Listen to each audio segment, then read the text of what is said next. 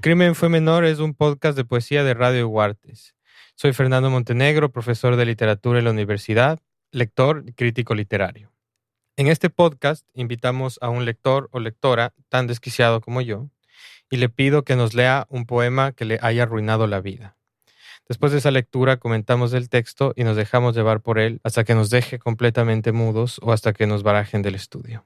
En ocasiones, también invitamos a nuestros y nuestras invitadas a que nos lean un texto de su autoría y también lo comentamos por unos minutos. Este podcast se graba en los estudios de Radio Huartes en Guayaquil, Ecuador, y lo pueden encontrar en la página de la radio y en Spotify. En este quinto episodio he invitado a mi colega y amiga María del Pilar Gavilanes, escritora y fundadora de la editorial Funes. Ha publicado algunos libros de poesía, entre los que se encuentran el volumen de poesía visual Viernes y Cero y el libro Recetas, Conjuros, Habitaciones, uno de cuyos poemas vamos a leer. Hola Pili, ¿qué más? Gracias por estar aquí, qué chévere que finalmente podemos hacer esto. Hola Fer, muchas gracias por la invitación. Pili, antes de empezar a grabar, te preguntaba, ¿por qué este poema de Clarice Lispector? ¿Qué es lo que más te interesó así a priori antes de empezar a leer? Bueno, Clarice es de estas escritoras que yo encontré en los cuentos. Entonces los primeros cuentos, las primeras novelas cortas de Clarice, creo que de alguna manera despertaron algún tipo de deseo de poder escribir. Creo que se sentía como una escritura más próxima a cualquier otra cosa que hayas leído antes. No diría tanto así, pero digamos que es un grupo de voces, ¿no? Entre ese primer grupo de voces que de alguna manera despiertan este pasar del leer al hacer, ¿no? Como que abren ese puente entre la relación de la palabra como lectora y de repente una cosa que se vuelve real de escribamos. Chévere. Bueno, vamos a ver qué hay en este poema. Aquí está con nosotros María del Pilar Gavilanes, que leerá un poema, el poema Dame tu mano de Clarice Lispector. Dame tu mano. Voy a contarte ahora cómo he entrado en lo inexpresivo, que siempre ha sido mi búsqueda ciega y secreta. De cómo he entrado en aquello que existe entre el número 1 y el número 2. De cómo he visto la línea de misterio y fuego, y que es línea subrepticia. Entre dos notas de música existe una nota. Entre dos hechos existe un hecho. Entre dos granos de arena, por más juntos que estén, existe un intervalo de espacio. Existe un sentir que es entre el sentir. En los intersticios de la materia primordial está la línea de misterio y fuego, que es la respiración del mundo. Y la respiración continua del mundo es aquello que oímos y llamamos silencio. Eso fue Dame tu mano de Clarice Lispector, leído por María del Pilar Gavilanes. Pili, la primera pregunta que me venía a la cabeza es esta cuestión de la cifra y este verso que es el sexto verso del poema, que se refiere a aquello que existe entre el número 1 y el número 2. ¿Cómo ves eso? A mí me parece que eso está como en el centro del poema. ¿Tú sientes que es así? O sea, esta cuestión de la cifra y del número, que es algo que yo también veo en algunos de tus poemas. Sí, a ver, ahí veo dos cosas. Efectivamente, las cifras. Yo tengo una cierta fascinación por las cifras, por las listas. Es algo que yo aprendí en Perec, en George Perec, que habla de la escritura como tiene estos ejercicios de nombrar, ¿no? Entonces, nombrar hasta el agotamiento todo lo que te rodea.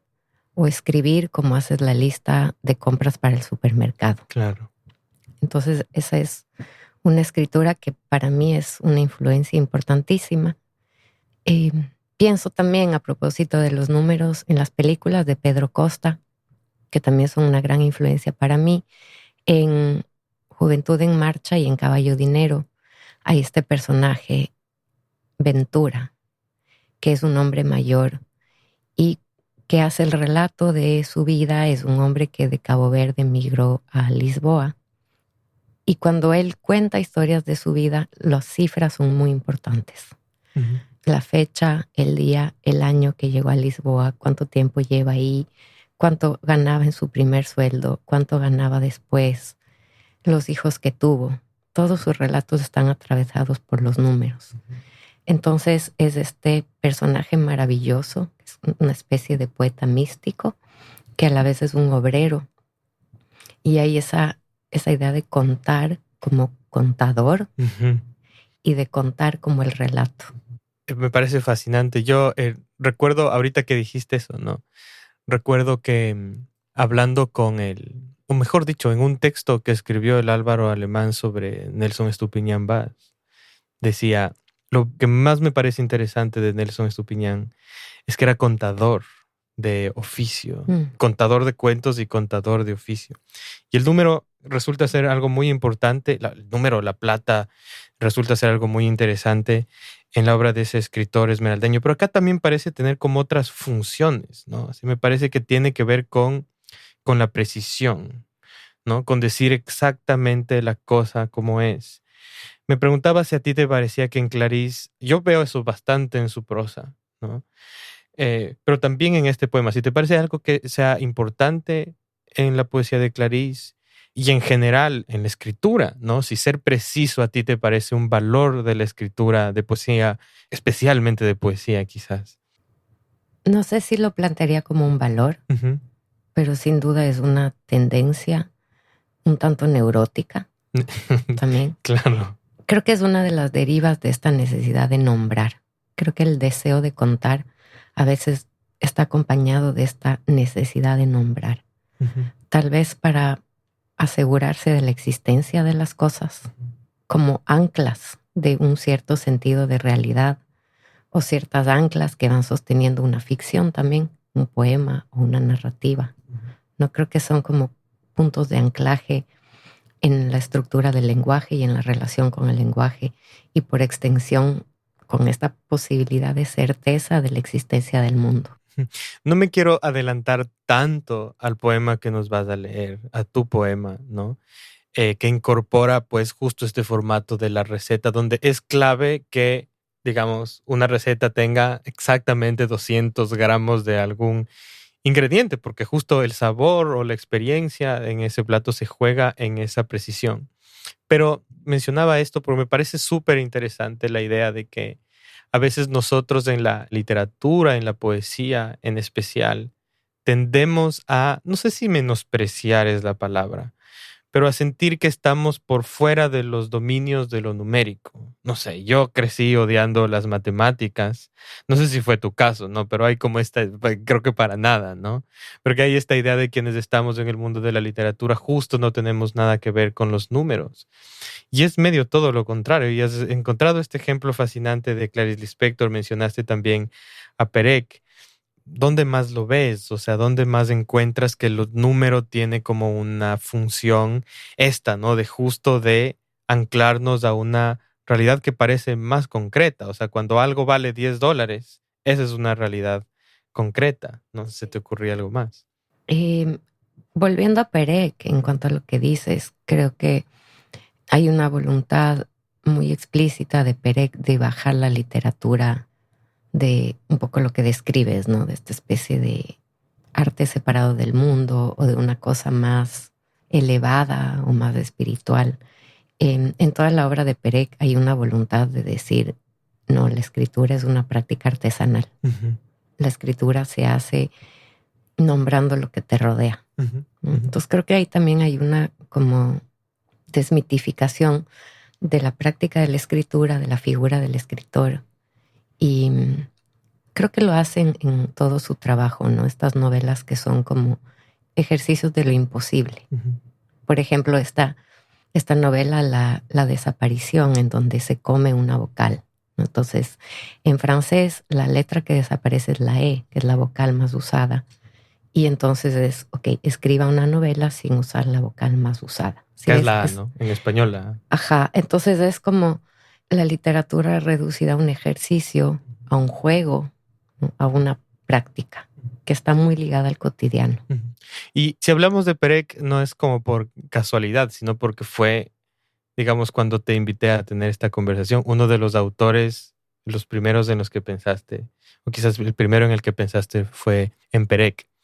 Yo sí los veo relacionados ahora que cuentas esto. O sea, yo lo veo muy relacionado a este poema porque aparte, si seguimos con esa línea, con ese verso que fue quizás en el que nos quedamos, no solamente es nombrar con precisión, o el número sirve como para establecer una cierta adhesión, ¿no es cierto?, del lenguaje a la realidad o del poema en la realidad, sino que hay también una voluntad justo de enfocarse y profundizarse en esa relación, porque dice aquello que existe entre el número uno y el dos. O sea, yo quiero saber qué hay entre las cosas, qué hay entre esos dos números. Y antes dice, cómo he entrado en lo inexpresivo. ¿Qué es lo inexpresivo?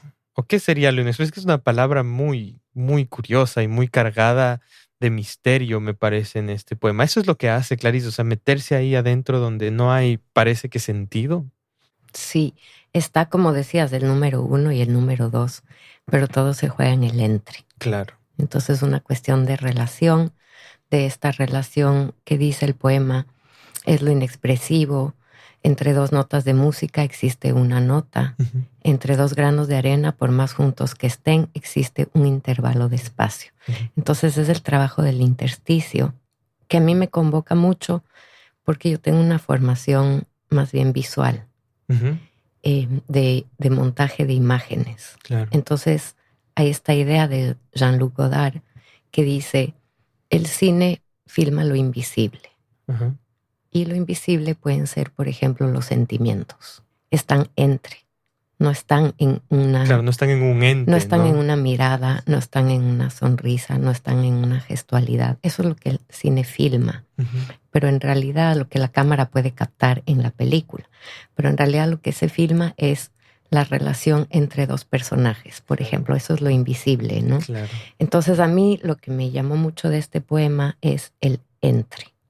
Y que ella igual lo nombra como este misterio, este fuego, esto que se nos escapa. Y hay también como una cosa, ahora que dices ese entre, ¿no? O sea, lo que hay entre dos personas o lo que hay entre dos entidades, ¿no?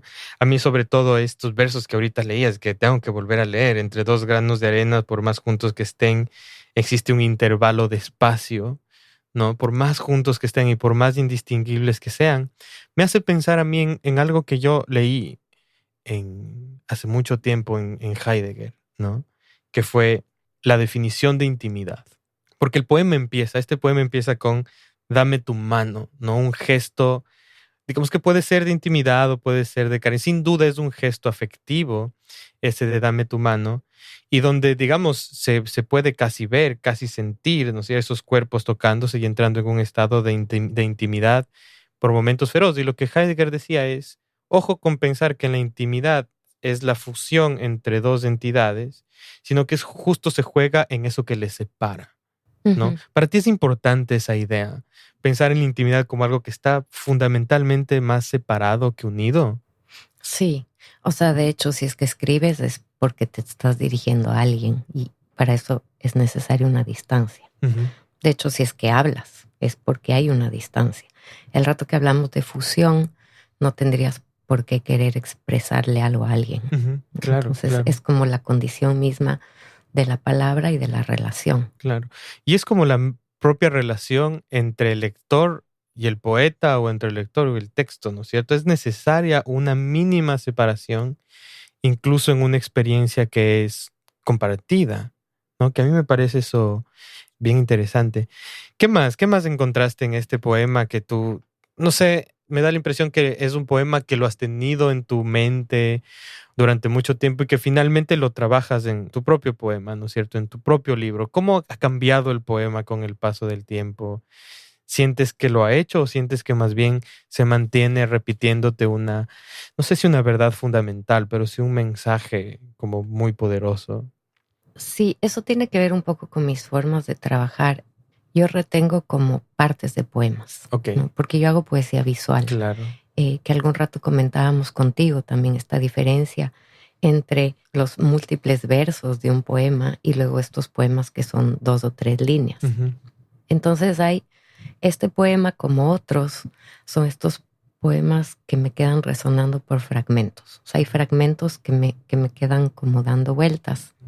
Alguien decía por ahí, a propósito de algo que había escrito. Decía, estas palabras han estado conmigo tanto tiempo que ya no sé si son mías o no. Ujú.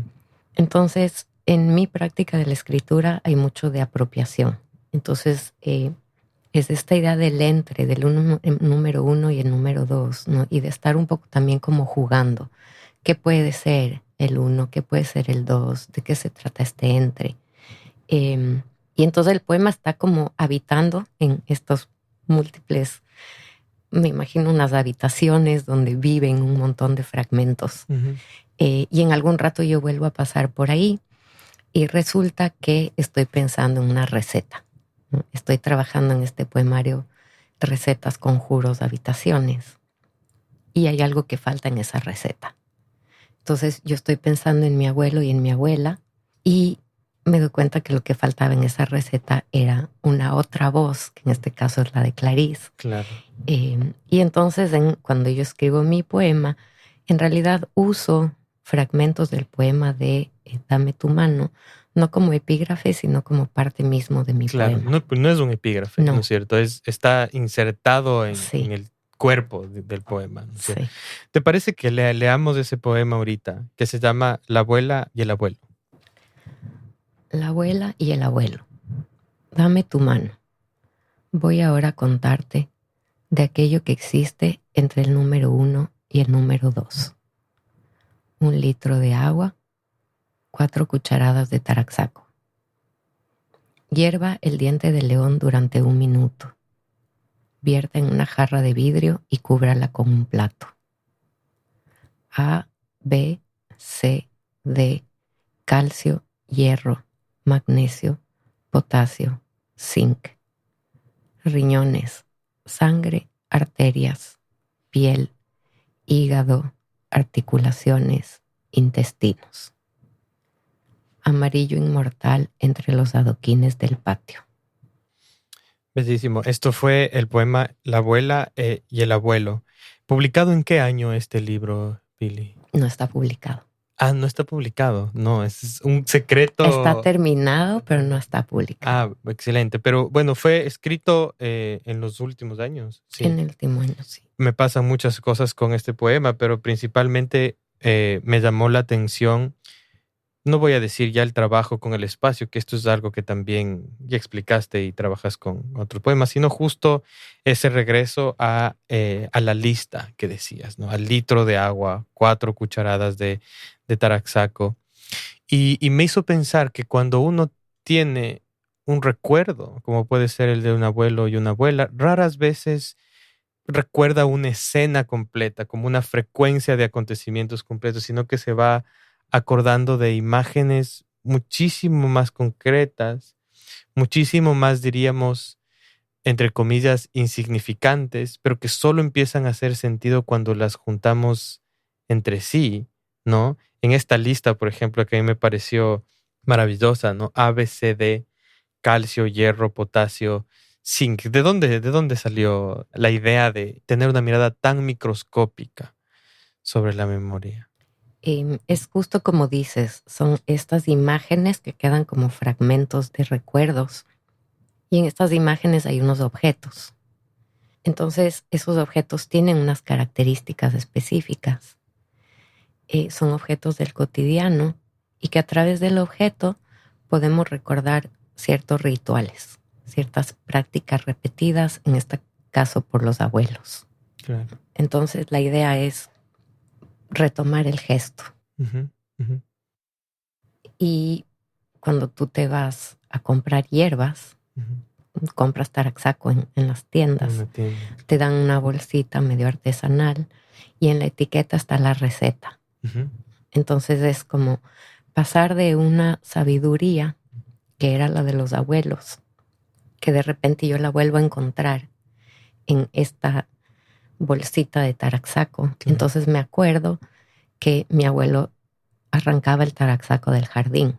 Yo me acuerdo exactamente de la misma imagen. Ajá. Y entonces mi abuela tomaba taraxaco, agua de taraxaco, porque era diabética. Ujú. Entonces me acuerdo del olor de la hierba. Es un agua súper amarga, Sí. que obviamente todos los nietos algún rato probamos Claro. de travesura. Y entonces es como, la idea aquí también era, volviendo a la idea del intersticio. Uh-huh. Entonces, la abuela y el abuelo, todo lo que pasaba entre la abuela y el abuelo. Claro. De alguna manera, esta receta del agua de Taraxaco, que condensaba ciertos conflictos, que condensaba también una relación de cuidado, de saber hacer, de saber transmitir también. Entonces es la idea entre también lo de antes, que era el Taraxaco en el jardín y los abuelos y la jarrita que le cubren con un plato. Claro. Que es también como esta cosa medio precaria. Y lo que tú sabes hacer en presente. Uh-huh. O sea, entre como la idea de la transmisión. ¿Qué es lo que puede pasar entre esa generación que ya no está y el cotidiano de te vas a la tienda a comprar? Claro, y nosotros estamos aquí ahora y no podemos, pese a que el taraxaco es una hierba, o sea, que crece como hierba mala. Y me gustaba la imagen porque, o sea, yo también tengo este recuerdo del taraxaco como algo que crece como justo en estos intersticios entre los adoquines, entre ese lugar donde la vegetación, digamos, le va ganando a la arquitectura, ¿no? Y resiste. Y también los dientes de león, ¿no? Que aparecen por ahí, que también son este tipo de hierba que no tiene mayor glamour, digamos. Digamos que el taraxaco no tiene el glamour de la manzanilla, pongámosle por ahora. Pero es súper importante, ¿no es cierto? Es como terriblemente importante para entender lo que tú decías, ¿no? Este conflicto, esta historia.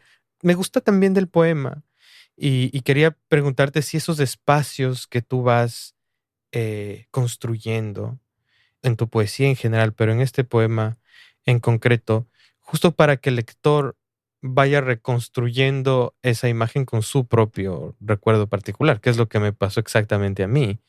No, de yo le metí en el poema la propia imagen de mi abuela o de mi tía abuela haciendo estos mismos rituales.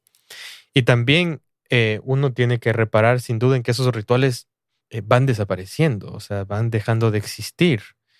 Y que es mucho más difícil reconstruirlos con una narrativa donde hay un yo, un narrador que, digamos, al lector le obliga a tener cierto tipo de recuerdo. Mientras que la lista, la receta, es un texto quizás más modesto en ese sentido, pero con este potencial, ¿no es cierto?, de trabajar con la memoria. La pregunta ahí es, ya nos explicaste un poco eso, pero ahí entra un fragmento de Clarice, ¿no? O un fragmento de un poema que pudo haber sido cualquier otra, ¿no? La poesía está circulando, los fragmentos de poesía están circulando, porque también así nos acordamos de los poemas, ¿no? Sí. Las frases que yo retomo de Clarice son dame tu mano, Uh-huh. que hay una idea de guía. Claro. O sea, ¿quién te toma la mano cuando eres niño? ¿Quién te lleva con ese dame tu mano, no? Entonces es... Para cruzar la calle. Ajá, por ahí me remitía también a las figuras de la abuela y del abuelo. Y dice, voy ahora a contarte. ¿Quiénes te contaban cosas, no? Son los abuelos los que... Hay una idea de cuidado ahí. Te cojo de la mano y te llevo porque te protejo, porque te cuido, porque te voy a enseñar. También, ¿no? La idea de los abuelos como fuentes de conocimiento. Y ahora te voy a contar las historias de los abuelos, ¿no? Yo estoy muy consciente de que mi relación a la literatura se da a partir de mi abuelo y de mi abuela paternos, que eran contadores. Entonces, si es que a mí me interesa la literatura o si es que yo escribo, para mí es muy evidente que es una herencia de mi abuelo y de mi abuela. Entonces, volviendo a la imagen de esta hierba que rompe, ¿no? Que tiene un mínimo de espacio entre los adoquines y que sale, volvemos a la idea del intersticio, de lo que está entre. Y como sobrevivir, ¿no? Esta planta que a pesar de todo sobrevive. Y pensaba también en una idea de sobrevivencia que tiene Avi Warburg. Y es lo que sobrevive, ¿no? Lo que vuelve a aparecer a través del tiempo. De alguna manera hay una cierta inmortalidad del gesto, por ejemplo. Los gestos no desaparecen. Entonces él estudia un rato las bailarinas en las tumbas antiguas y encuentra el mismo gesto en las bailarinas gitanas de su época. Entonces creo que pensaba también con este poema en la sobrevivencia del gesto Y la receta acompaña esa posibilidad de repetir el gesto. Claro. Y es una forma de transmisión de conocimiento. Claro. O sea, entonces eso que decíamos, o decía yo que se mantenía como en una especie de misterio, esto, cómo ha entrado el inexpresivo, es una especie de enseñanza en algún sentido. Una enseñanza, un cuento que te cuentan, que te dicen tus abuelos en un momento, ¿no? Me parece muy conmovedor, porque no puede haber nada más conmovedor que encontrarse, me parece, con una reseña escrita, ¿no es cierto?, de una abuela, de un abuelo sobre algún brebaje o sobre alguna receta de comida. Y entrar en lo inexpresivo es, digamos, trabajar no ese secreto, pero sí ese conocimiento, ese cuidado. Más me gusta esa palabra, que es muy, me gusta porque también es muy próxima, ¿no? A la experiencia familiar, ¿no? La idea del cuidado. Me interesaría volver a leer, lo que ha hecho es provocarme una relectura del poema de Clarice Lispector pensando en una relación entre abuelos y nietos, ¿no? Que creo que es la intención que has tenido del poema. Sí, ¿no? Que esta idea de la transmisión a través de la materia. O sea, pensar que una flor entre los adoquines o que una jarrita tapada con un plato puede ser del orden del inexpresivo, a menos que lo cuentes. Claro. ¿No? Entonces, por eso ahora te voy a contar lo que existe entre el número 1 y el número 2. Entonces también está, volviendo a la idea de nombrar, ¿no? Un rato están los riñones, sangre, arterias, piel, hígado, articulaciones, intestinos, que tiene también que ver con esta transmisión intergeneracional con los abuelos y las abuelas. Claro que siempre te están diciendo esto es bueno para los riñones o para, bueno, todas las cosas que vas nombrando aquí, ¿no? Porque no son solo enseñanzas, y está chévere que lo digas, ¿no? Porque si uno recuerda bien, ¿no? Las enseñanzas o los mensajes o los recuerdos que uno tiene de sus abuelos están siempre muy relacionados con el cuidado del cuerpo, un cierto cuidado del cuerpo.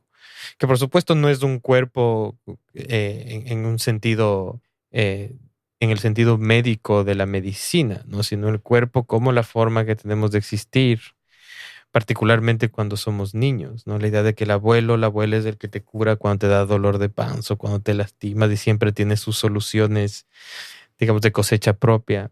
Y eso me parece lindísimo, con el gesto de dame tu mano. Dame tu mano no solo para cruzar, sino dame tu mano cuando te está doliendo algo. Y eso me parece lindísimo. Sí, son todos estos sentimientos ligados obviamente a la infancia y que necesariamente atraviesan el cuerpo o están como habitándonos los cuerpos. Bueno, Pili, lindísimo, lindísimo. Creo que me he quedado aquí no solamente conmovido, sino con ganas de seguir hablando de este poema. Creo que nos da muchísimas más cosas para pensar. Yo creo que lo tenemos que hacer pronto otra vez con otro poema, si quieres, con el texto de Perec. Te agradezco mucho por haber venido a conversar conmigo y a quienes nos escuchan, pues esperamos que hayan disfrutado de esta conversación. Háganos saber lo que piensan en las redes de Radio Artes, en Facebook y en Instagram, donde también nos pueden recomendar un invitado, invitada o bien un poema para leerlo y comentarlo en este podcast. No se olviden de escuchar los otros programas de Radio Huartes. Yo por ahora me despido y nos escuchamos pronto con más episodios del Crimen Fue Menor. El podcast El Crimen Fue Menor es una producción de Radio Huartes y fue grabado en sus estudios ubicados en el Centro de Producción e Innovación Manzana 14, Guayaquil, Ecuador, 2023-2024.